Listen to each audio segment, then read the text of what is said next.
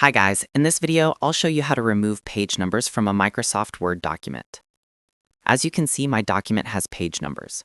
So to remove this, go up to the Insert ribbon, click on Page Number, and then choose Remove Page Numbers.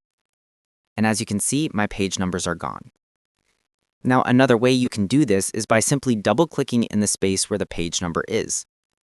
That will activate the header or footer area depending on where you placed them. From there, just click on the page number and delete it with your keyboard, just like normal text. And that's it. The page numbers are removed from the entire document.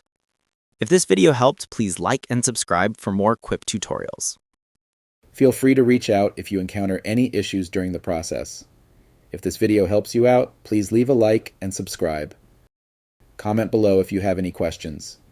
If you need further assistance, consider hiring a professional using the link in this video below.